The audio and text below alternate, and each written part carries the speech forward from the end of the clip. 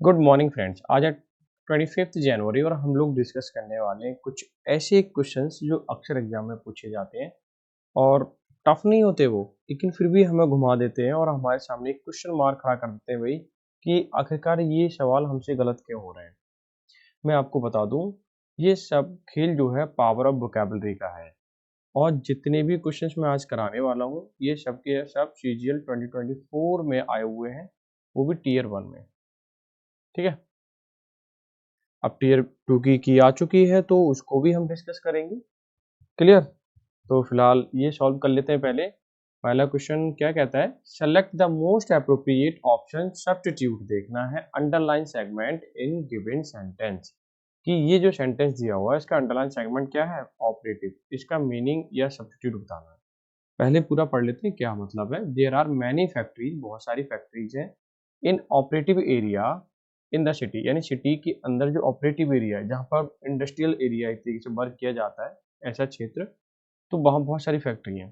तो ऑपरेटिव का क्या मतलब हुआ, इंडस्ट्रियल एरिया एक तरह से, ठीक है, जहाँ वर्क किया था, वर्क फोर्स है, मैं बोल सकता हूँ वर्क फोर्स। तो क्या हो सकता है, इंडस्ट्रियल बिल्कुल हो सकता है, ये तो एक्यूरेट आंसर हो ही सकता है। सर्विसेबल का क्या मतलब है, बहुत से लोगों को लग सकता है कि सर्विस देने वाला, हाँ बिल्कुल सर्विस देने वाला है, लेकिन ऑपरेटिव नहीं है ना। ठीक है, तो सर्विसेबल का मतलब होता है जो सर्व करे, जो सर्व कर सके, सर्व कर सके। ठीक है, इसका मतलब है फंक्शन कर सके।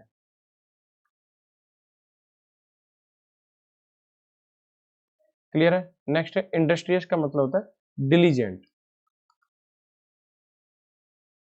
अच्छा, डिलीजेंट हो गया, या फिर हम बोल सकते हैं हार्ड वर्किंग, या हार्ड वर्किंग बोल दो, हार्ड वर्क बोल दीजिए, कुछ भी बोल दीजिए। ठीक है, ये बात तो क्लियर होगी होगी। मैकेनिकल क्या होता है, मैकेनिकल का मतलब होता है कि जो कि रिलेटेड टू मशीन। ठीक है, मशीन प्रोसेस लिखें तो ज़्यादा अच्छा रहेगा, यानी कि मशीन कैसे वर्क करती है, उसकी टर्मिनोलॉजी क्या है, उसका प्रोसेस क्या है वर्क करने का, ये सब मैकेनिकल के दायरे में आते हैं। तो फिलहाल अगर मैं आंसर की बात करूं, अगर मैं सेलेक्ट करने की बात करूं, तो industrial is going to be your perfect answer according to question. Question operative, इसका हमें सब्स्टिट्यूट निकालना है, सिनोनिम निकालना है, तो industrial is going to perfect answer. ठीक है, और अगर आप चाहते हैं कि इस तरह के क्वेश्चन को बार बार सॉल्व करना, टैकल करना, तो आप चैनल को सब्सक्राइब कर सकते हो, लाइक कर सकते हो एंड शेयर कर सकते हो। ठीक है, क्योंकि मैं डेली के बेसिस पे ये चीज़ें आपको कराता हूँ। अब करते हैं भाई नेक्स्ट क्वेश्चन पे मूव। क्या कहता है, select the most appropriate synonym find करना है, ध्यान रखना। Bracketed word in the following sentence to fill in the blank, यहाँ पे ये ब्लैंक दे रखा है ना, या सॉरी यहाँ पे अंडरलाइन करके दे रखा है समराइज, और इसका मतलब क्या होता है। ठीक है, ब्रीफ एक्सप्लेनेशन मतलब होता है इसका, क्या होता है, मैं लिख देता हूँ।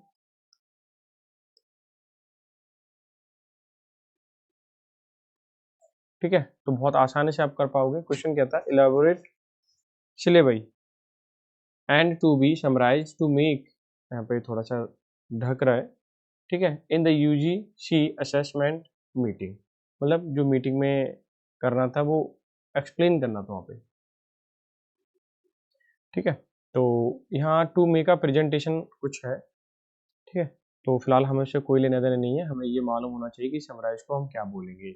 ब्रीफ एक्सप्लेनेशन मैंने आपको बता ही दिया। अब यहाँ पर क्या क्या ऑप्शन है वो और देख लेते हैं। एक्सपेंडेड का मतलब क्या होता है, एक्सपेंड का मतलब होता है किसी चीज़ को बढ़ाना।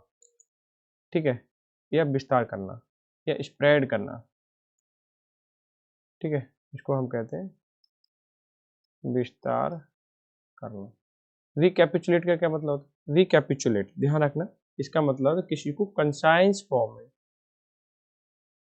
कंसाइज फॉर्म करना, यानी किसी को छोटा करना या संक्षिप्त करना, छोटा करना, यानी कि समराइज और रिकैपिचुलेट बात एक ही हो गई। इसका मतलब सेकंड पार्ट आपका आंसर तो हो ही जाएगा निसंदेह। प्रोलोंग का मतलब भी जान लेते हैं क्या है, ये काफी बार पूछा जाता है कि प्रोलोंग का मतलब किसी चीज को बढ़ाना, एक्सटेंड करना। ठीक है, एनलार्ज इसको बोल सकते हैं। और लेंथन का मतलब क्या है, लेंथन का मतलब टू मेक लॉन्गर कह सकते हैं, टू मेक longer। ठीक है ना, समझ में आ गए, ईजिली समझ में आ गए होंगे। बस मैं बता रहा हूँ ये सारे के सारे क्वेश्चन सीजीएल में आए हुए हैं, 2024 में आए हुए हैं, टीयर 1 का एग्जाम हुआ था उसमें। कोई ज़्यादा डिफिकल्ट तो नहीं है, बस आपका पहचानने का करने का तरीका है कि आप कैसे कर रहे हैं। हमें वही चीज़ बार बार करनी चाहिए जो चीज़ रिपीट होती है एग्जाम में। ठीक है ना, चलो नेक्स्ट पे मूव करते हैं और जल्दी जल्दी करेंगे ताकि ज़्यादा से ज़्यादा क्वेश्चन सॉल्व हो जाए। Identify the incorrectly spelled word in the following sentence and select its correct spelling from given option। अब देखो, जैसे ही आपने देखा आइडेंटिफाई इनकरेक्टली, अब इनकरेक्टली तो आप पढ़ोगे नहीं आगे।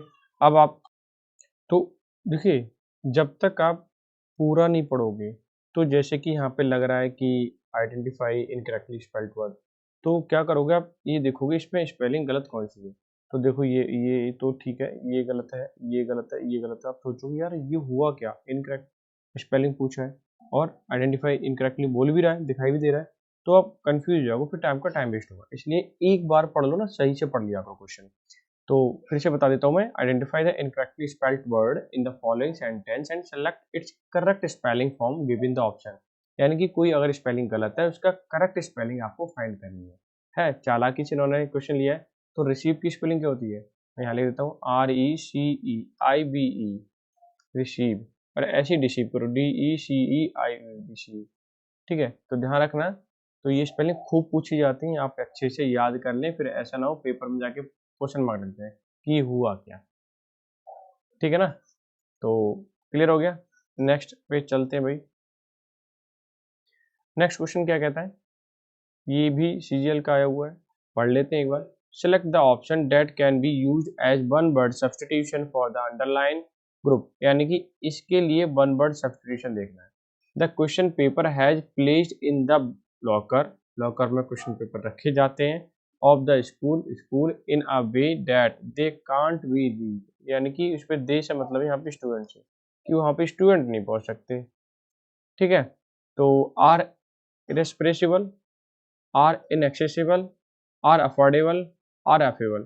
अगर आपको सबके मीनिंग नहीं पता है तो आप वहाँ भी कंफ्यूज हो सकते हो। इसलिए मैं आपको बोलता हूँ कि आप ज़रूर से ज़रूर एक बार सारी स्पेलिंग जो भी है वो ढंग से देख लो और उसका मीनिंग समझ लो। चलो भाई, हम एक बार इसे समझ लेते हैं। ये तो हटा दो, ये तो कॉमन ही है, इसकी कोई दिक्कत नहीं। इरेस्पेरेबल का क्या मतलब हुआ, अनएबल टू कंट्रोल। ठीक है, क्या कर बोलोगे, अनएबल टू या टू बी कंट्रोल लिख दो तो ज़्यादा अच्छा रहेगा, टू बी कंट्रोल। ठीक है ना, यानी कि जिसको हम कंट्रोल ना कर सके, प्रेस ना कर सके, दबा ना सके, उस वाले सेंस में। इनएक्सेसिबल, एक्सेस का मतलब कि कहीं जाना जहाँ पे तुम्हें एक्सेस प्राप्त हो सके, उसको बोलते हैं। तो अब इनएक्सेसिबल का मतलब हुआ उल्टा हो जाएगा क्योंकि इन लगा हुआ है। तो not able to be reached, क्या बोलोगे, not able to be reached. ठीक है ना, क्लियर हो गया। अफोर्डेबल का मतलब जैसे हम आसानी से खरीद सकें, समझ सकें। ठीक है, तो हम क्या लिखेंगे, रीजनेबल प्राइस, जिसको हम कह सकते हैं रीजनेबल प्राइस, PRICED। ठीक है ना। अच्छा, अफेबल का मतलब क्या होता है, अफेबल का मतलब तो थोड़ा सा प्रिय होता है, क्या बोलते हैं, प्रिय सेंस में, यानी कि फ्रेंडली बोल सकते हो आप आसानी से। क्लियर है ना, समझ में आ गया। अगर मैं आंसर की बात करूं, कांट बी रीच, तो इनएक्सेसिबल क्या हो जाएगा, इसका आंसर हो जाएगा। ठीक है, चलो अब नेक्स्ट पर मूव करते हैं। नेक्स्ट क्वेश्चन क्या कहता है, select most appropriate homophone. Homophone का मतलब जिसकी साउंड, देखो होमो से मतलब है, ध्यान रखना, सेम। और देखो फोन पे हम बात ही तो करते हैं, आवाज ही तो पहचानी होती है। फोन का मतलब है यहाँ पे साउंड से, जिसकी साउंड सेम हो वो होमोफोन कहलाएंगे। अब इसमें देख लीजिए कि कौन कौन से क्या क्या वर्ड है, हमें मीनिंग बताना चाहिए विद स्पेलिंग के, तो इजीली हम कर पाएंगे tackle. He has the express his thought. अब यहाँ पे राइट का मतलब क्या है, राइट का मतलब क्या है, राइट, राइट सभी सेम है, तो राइट का मतलब होता है एक तरीके का अधिकार। ठीक है, यानी कि अथॉरिटी या पावर जिसको बोल सकते हैं। ठीक है, क्या बोल सकते हैं, पावर। नेक्स्ट है राइट, राइट का मतलब होता है कि किसी पे सवार होना। ठीक है, टू ट्रैवल ऑन बोल सकते हो आप, in a vehicle, on a vehicle ऐसे बोल सकते हो, ठीक है। राइट का मतलब लिखना हो, ये तो सबको पता ही, इसमें तो कोई दोहराई नहीं है। और राइट का मतलब होता है किसी भी चीज़ का संस्कार, सेरेमोनियल बोल सकते हैं, सेरेमोनियल, ठीक है। और रिलीजियस भी बोल सकते हो, RELIGIOUS, रिलीजियस, एक्ट करना, ठीक है। तो आई होप सो ये क्वेश्चंस आपको एकदम क्लियर हो गए होंगे, समझ में आ गए होंगे, और पेपर टाइम में ऐसे ही करके आप इजीली कर सकते हो, ठीक है। समझ में आ गए। अगर वीडियो आपको अच्छी लग रही है तो आप लाइक शेयर जरूर कर दें, चैनल को सब्सक्राइब कर लें अगर आप चाहते हैं कि डेली बेसिस पे ये चीज़ें आपको नोटिफिकेशन सहित मिल पाए, तो ये सारे काम तो कर ही लीजिए और दोस्तों को शेयर कर दीजिए। हालांकि मैं तो करता ही रहता हूँ। अगर आपको पीडीएफ से रिलेटेड बातें पूछनी है या कुछ देखना है तो ग्रुप में ज़रूर जुड़िए, और क्योंकि टेलीग्राम के ग्रुप में ज़रूर जुड़िए, क्योंकि वहाँ बहुत सारी चीज़ें आपको मिलती रहती हैं, आप बेनिफिट ले सकते हैं इस चीज़ों का, ठीक है ना। और अगर आपको तैयारी करनी है, बेहतरीन चीज़ें, एक सेलेक्टिव चीज़ें पढ़नी है और कम समय में पढ़नी है, तो मैं आपको बताऊँगा ये वाली बुक आप ले सकते हैं। इसका नाम ब्लू बुक है, ई बुक है, इंपॉर्टेंट वोकैबुलरीज मिलेगी इसमें, हेल्पफुल एग्जाम एसएससी के लिए तो मेन है ही है, बैंकिंग के लिए भी कोई अलग नहीं है, सब यही होता है, टीजीटी पीजीटी मतलब कोई भी एग्जाम हो, सबसे मेन यही है।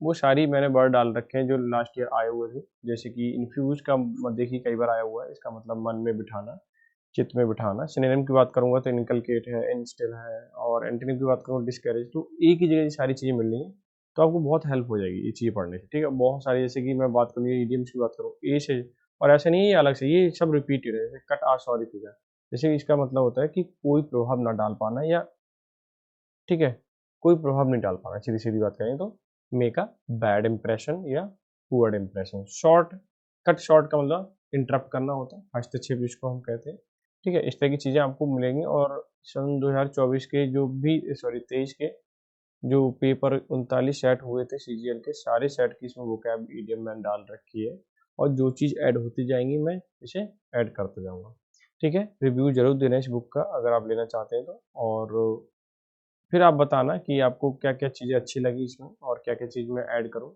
ठीक है ना। और जितनी चीज़ें अच्छी होती चली जाएंगी, मैं आपको उतनी ही चीज़ें यहाँ प्रोवाइड करता जाऊँगा, और बहुत ही गुड वे में, ठीक है। टाइम लगता है इन चीज़ों को सीखने में या करने में, तो ये सारी चीज़ें आपको मिलेंगी, और हो सकता है कि इसी दिन में आपको फ्री ऑफ कॉस्ट दे दूँ। बस आप चीज़ें देखते रहिए, समझते रहिए, पढ़ते रहिए, क्योंकि हमारा टारगेट है इस साल 2025 में vocab पर काम करना, क्योंकि मेरा मानना है कि vocab पर हम जितना काम करेंगे उतने ही हम अच्छे नंबर गेन कर सकते हैं और इंग्लिश को समझ सकते हैं। तो ये सारी चीज़ें करने के लिए लाइक शेयर कर लीजिए। मिलते हैं नेक्स्ट सेशन में, तब तक के लिए bye bye, take care, have a good day.